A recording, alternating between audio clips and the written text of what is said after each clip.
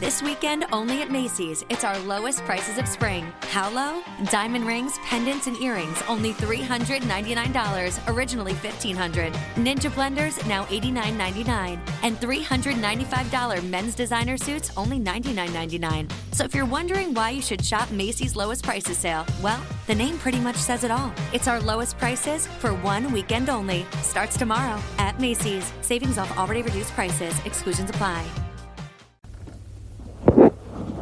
What is going on, gunfighters? Saddle up for another episode of Gunfighter Life, where we talk about guns, gunfighting, tactics, ballistics, with Almighty God at the center, Judeo-Christian values, and real-world first-hand experience. I am humbled and blessed to serve you as host.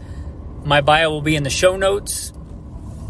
If you haven't heard it before, you might want to go check that out.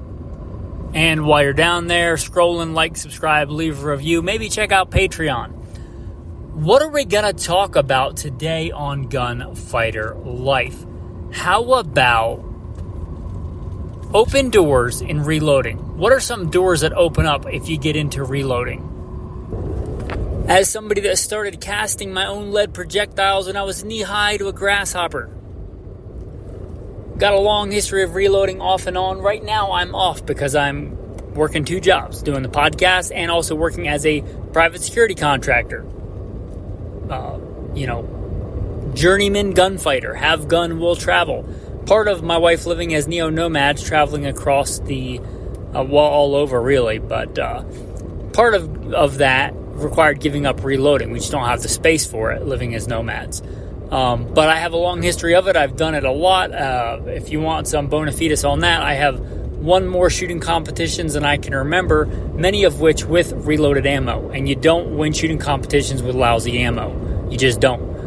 You got to be on your game for that. So just real quick bona fides for that. But reloading. A lot of people, I think, are reloading curious. They're like, why would I bother reloading? Does it make sense for me? And I've done episodes on that before, so I don't want to rehash that entirely here. But I will say, with the advent of really good, high-quality factory ammunition, if you're looking at purely from a cost standpoint, for the average shooter with common calibers, by common I mean 9mm and 223, it probably financially doesn't make a lot of sense. Now, that said, there's still a lot of other really good reasons to reload. And if you decide to get into reloading, what doors does it open? Okay, so let's talk about that. Number one, if there are some calibers that you really, really like that are not common calibers, it quickly makes financial sense, even paying yourself minimum wage. And a lot of people really enjoy reloading, myself included. It's kind of an added sense of accomplishment, right? If I win a competition with factory ammo, good. If I win a competition with ammo I reloaded myself, that's a little bit nicer, right? If I kill a deer or an elk or something with ammo I reloaded myself, it's a little bit fulfilling. But even if you pay yourself minimum wage with common calibers, it doesn't make a lot of sense. But with uncommon calibers, it really does. So even if you factored in paying yourself minimum wage, if you like uncommon calibers, or you want to be able to shoot them and practice with them quite a bit, it easily pays for itself. Something that's so hot right now, the 4570. 4570 factory ammo is just ridiculously high for what it is. You can reload, especially a fairly pedestrian velocity round like that, if you cast your own lead, put some linotite in it. I don't want to get into the ins and outs of that, but you can easily cast your own lead. And if you have a good source of available lead, a tire shop that'll give you their wheel weights, or, there's a lot of different ways to get lead. But if you have the ability to do that, I mean, it's way, way cheaper to reload with 4570. I mean, you'd pay for your whole setup, dies, press, all that stuff pretty quickly if you shoot a decent amount of 4570. So if that's you, that opens a door to being able to shoot more for the same money and be able to shoot that caliber and practice with it pretty readily. And there are a lot of calibers. Here are some of my top ones that I don't currently shoot a lot of, or because I'm not reloading. 35 Whelen. I really, really love 35 Whelen as far as ballistically on paper. That is a fantastic cartridge, but it doesn't make a lot of sense for me when I can get good 30-06 over the counter and I'm not reloading, right? There's just way more available, way more options in 30-06. And, if you look at the ballistics of a 30-06 220 grain, which is one of my favorite loads, it'll pretty much do a lot of what the 35 Whelen will do. That said, if I were reloading again, it really opens that door to the 35 Whelen, because it's not going to cost you a whole lot more to reload than the 30-06. Yeah, 35 caliber projectiles are not as common as 30, but they're not hen's teeth either. So that would open up that door. Also another one, a round that I really like, the 338 Federal. I like the ballistics of a 338 Federal, but it's not super common. It's not super popular. It's pretty expensive and prohibitive if you're going to buy factory ammo. But if you reload, similar, 338 projectiles are not, 33 caliber projectiles are not as common as 30, but they're not uncommon. They're not overly expensive. So the, 338 Federal will be a great one. A round that I really like that I don't have anything chambered in that I probably wouldn't unless I got back into reloading is the 284 Winchester. The 284 Winchester is a phenomenal, consider it like one of the original, maybe the original short magnum. It's a fantastic cartridge. Ballistically, it's great. It gives you a lot of almost magnum performance without magnum recoil. It's very efficient. There's a lot of really good quality brass made for it because it's commonly used in F class, which is not what I would have it for. I would have it as a really good go-to, cover a broad spectrum of things hunting round. But 284 Winchester, there may only be one or two factory loads even offered in it, and what if my gun doesn't like those loads? And it's not going to be cheap. But, 284 Winchester, as long as I have the brass, which I can reload quite a bit of, because I'm not going to load it up super hot, you don't need to. And 7mm projectiles are very, very common, and there's a giant, broad spectrum of grain weights in the 7mm. One of the things I like about the 284 Winchester, the fact that it's a short action rebated rim, you can chamber it in a lot of pretty much any short action rifle. So any short action, bolt action rifle anyway, it's got the same very standard head diameter. So it's a really, really cool cartridge that I really wouldn't get into unless I was reloading again. Now, we talked so far mostly about rifles, but pistols. If you shoot 9mm, it doesn't really make financial sense what you can get a case of ammo for versus what you can reload it for if you pay yourself minimum wage. And hopefully you're worth more than minimum wage per hour, but even paying yourself minimum wage, it doesn't generally make financial sense. If you're going to the store and buying 9mm a box at a time, that's kind of like going to the gas station and buying beef jerky there by the bag and it's like $15. That's on you. Go shoot an elk and make your own jerky and it's cheaper. If you buy ammo by the case versus reloading, 9mm common loads, practice loads, doesn't make a lot of sense there financially. However, 357 Magnum and 38 Special, you can reload for about the same price once you have the brass as 9mm, but it's not the same cost, right? Try finding a case of 357 Magnum ammo. It's not nearly as affordable as 9mm. So, although I do still have 38 Special and 357, and I do shoot them a bit, I don't shoot them enough to justify reloading, and I might shoot them more if I was reloading. In the past, when I did reload and I did shoot more 357 Magnum, right, you don't have to shoot a lot of 357 Magnum, especially if you compete with it, where you shoot, thousands of rounds a year. It would be silly to not reload that unless you just didn't have the time, because it's so much more affordable to reload. Basically the same cost as 9mm to reload, but if you buy factory ammo, it's it's a lot more expensive. So that really opens up a door there for 357. Even more so if you're into 44 Magnum, if you're into 41 Magnum. 41 Magnum, although there are factory loads, you're probably a reloader if you're shooting any decent amount of 41 Magnum. And it's a great caliber, right? It's kind of what it sounds like. It's kind of a split the difference between 357, which is good, and 44 Magnum, which is good. If you're like, oh, I kind of like 6 of one, half a dozen of the other, maybe look at 41 Magnum if you're looking into getting into reloading. It's a really good cartridge.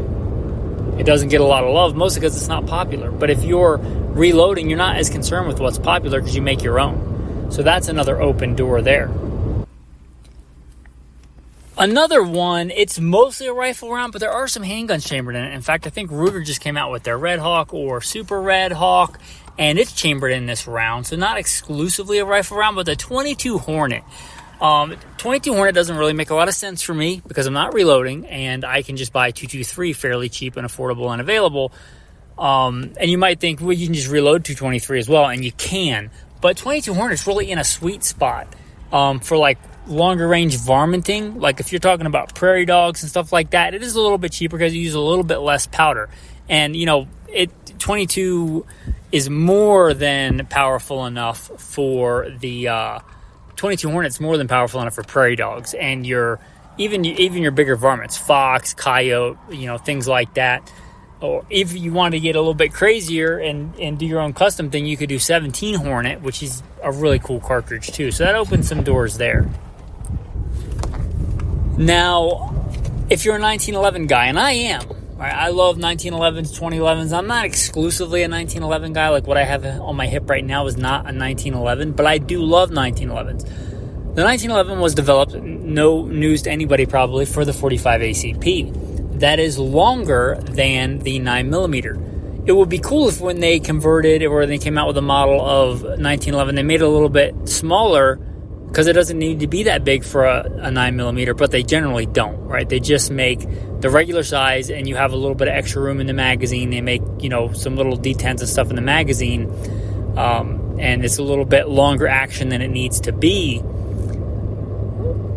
But there are a couple of other rounds, like the 38 Super, that take advantage of that extra space. Now, it doesn't make a lot of sense in today's world to buy cases of 38 Super. But if you reload, you could do 38 Super, and I'm not a big fan of carrying reloads for defense. If you have to, you have to. But I would say buy good factory loads, and there are some good factory loads for defense in 38 Super. But if you wanted a little bit more power in a 9mm cartridge, because 38 Super is, 9mm caliber, if you got that 38 Super, you could take advantage of that extra room, and you certainly got enough beef in that 45 to handle the power of 38 Super. It does offer some decent ballistic advantages, and in a big, heavy, full-size 1911, the recoil is not going to be bad.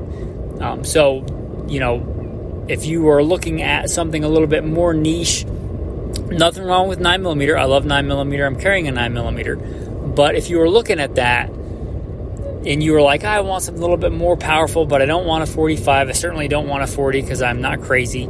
You might go with the 38 Super. The 38 Super is a fantastic round, largely not on the landscape today of defensive cartridges because it's not cheap. But if you reload, it's a little bit more powder. But other than that, once you get the cases, and there's some other ones too, like the 9mm Win Mag.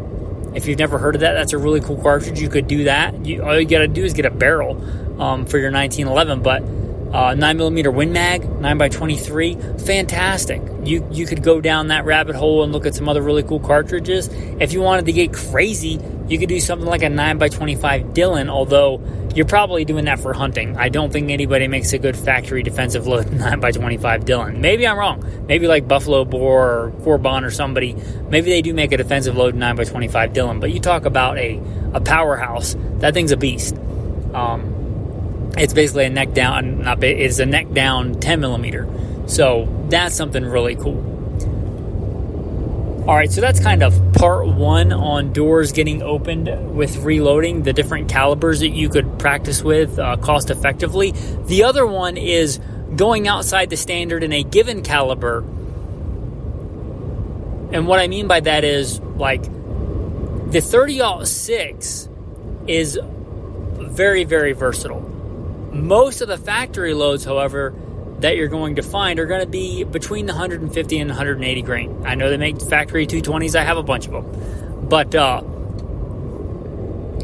and I think there is one factory loading in a 110. But if you wanted to experiment and you really, for whatever reason, were going to be the one rifle guy and you're going to use 30-06 for everything, you could a lot more cost effectively load and shoot 110 grains. Or if you just wanted to experiment with different 110 grain loads, because you might only find one factory option for 110 grains, and maybe your rifle doesn't like it. Or maybe, assuming you're using a bolt action, you have to do this safely. You can't just cut the powder charge in half. Don't do that. Don't do that. If you blow yourself up, it's your fault, not my fault. You have to look at how you can actually do it effectively, but you can do very reduced loads. So if you're hunting something smaller, and where you're just plinking practice shooting just for fun, you could load down 110 grain in a 30-06 with something like Trail Boss or something like it to a very, very minimal load. If you were hunting something and you didn't want to destroy the meat, you didn't want to destroy the pelt, I'm talking about smaller critters, smaller birds, things like that, you could certainly do that. That's what I mean by going off the reservation as far as a common caliber, a fairly common caliber, but in a load not generally offered. One of the things that I used to like to do quite a bit, this was a long time ago when copper bullets were not nearly as commonly reloaded, but 308 130 grain. If you look at some ballistics and reloading data on that with solid coppers, you can get some screaming good performance out of a 308 and 130 grain solid coppers. And now I think that's a factory load. But maybe your gun doesn't like that one factory load, or maybe you want to load hammer bullets or a brand of copper that's not readily available. Or this is something I don't think is a factory option, is a 200 grain rather. I used to load for bear a 220 grain spear hot core, which is a very affordable, decent hunting round, 200 grainer for if I was going in thick brush and cover for bear. And let's say I was out on a deer hunt, on an elk hunt, and I got into some good bear country, real thick,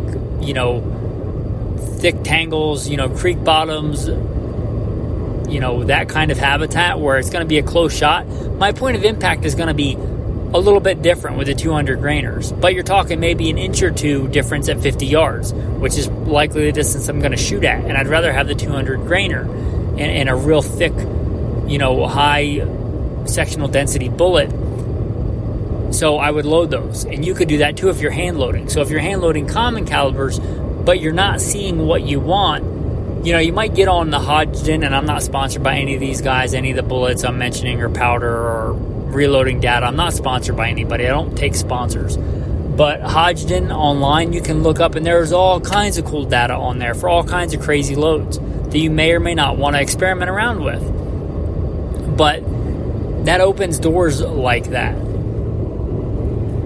If you are shooting a lot of, if you're just shooting cup and core 150 grain 30-06, there's a bunch of those, and it probably doesn't make a lot of sense unless you just want to reload for those. You can probably find a factory load that your gun likes, but let's say you want to load the round nose 220s, and you want to do it in a, let's say, I know they make a 220 grain Nosler partition, legendary bullet. Let's say you want to shoot 220 grain Nosler partitions out of your 30-06. Now, I'm not looking online right now, but maybe they make that in a factory load. I know that they make a 220 grain core lock, which is good, but let's say you want the partition. Maybe they do or don't make it in a factory load, but maybe if they make it in one or two factory loads, maybe your gun doesn't like any of those. Maybe you need to make your own load because you want to shoot the 220 grain Nosler partitions. Well, hand loading would let you do that. Reloading would let you do that. So that's what I mean by kind of opening doors. Let's say the 9mm. Again, it doesn't make a lot of sense if you want to shoot 115 grain FMJs. Or just buy them probably. But let's say you wanted to load a bullet that was more common in 380 in a 9mm. Why would you want to do that? Maybe you have one of these PCCs and you want to go varmint hunting with it. You want to push a 90 grain bullet as fast as you possibly can out of a carbine in your PCC just to have fun and go varmint hunting because it's a lot of fun. Now, your range is not going to be out there with a 223 or 22-250, but if you just want to have fun with it, that's something you could do if you hand load that you really can't do if you don't. getting like a really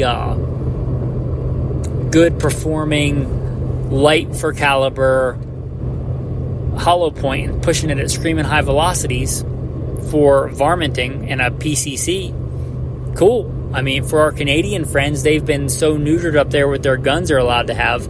Like, they can only have a 5-round semi-auto rifle, but they could have a 10-round semi-auto PCC. So, maybe for them that makes more sense. If you're going to have that one truck gun, that it's a 10-round semi-auto PCC, it opens up some doors there. Lever guns are so hot right now, and Hornady makes the lever evolution ammo. But they only generally make 1 or 2 loads per caliber. And what if your lever action doesn't like that ammo? And you want that pointed but soft bullet for the better ballistic coefficient, but just it happens to be that although that's really good ammo and you have a really good gun, that gun and ammo combination don't play well together. Well, you can buy like those FTX, those flex tip bullets. You can buy those and load them yourself, and maybe with a different powder combination, a different seating depth, different primer. Who knows what. You could get those to shoot really well, whereas maybe that factory load, the one factory load they offer in whatever caliber doesn't work well for you. Well, there you go. That opens some doors. These are just some of the vast array. There's a lot of doors that can be opened with reloading. So I hope this made you think. If you're thinking about getting into reloading, or you're into it and you've only done the plain vanilla, reloading 38 specials, there's nothing wrong with that. But maybe take advantage of some of the flexibility that reloading can offer an individual rifleman, handgun shooter. And I didn't even talk about shotgun reloading, which is something that you might want to get into. But I haven't even talked about that in this episode. But just think about some of the things that can be opened or had more affordably if you get into the world of reloading. Hope you enjoyed this episode. Your tactical tip of the day: a paintbrush. If you live in dusty environments, the American West, whether it's the Southwest or the Wild West or whatever, it can be some pretty dusty environments. For example, I live off a dirt road. It can get really dusty. A good old-fashioned paintbrush for dusting off your guns. A lot of times that's, a real handy thing to have, just a paintbrush. You're out on a day of training and the wind starts blowing a different direction and it looks like you dropped your rifle off on the moon and picked it up later. It's just covered in dust. It's a nice regular old paintbrush to knock that dust off. That's a nice handy thing to keep in your kit if you live in such an environment. It doesn't work real well if it's wet, muddy, things like that. But if it's just dry, silty dust, it can work really well. So that's just a little tactical tip for you there. Your tactical verse of the day, a classic, Psalm 144. I read it this morning. Blessed be the Lord my rock, who trains my hands for war and my fingers for battle. Thanks for listening, and have a blessed day.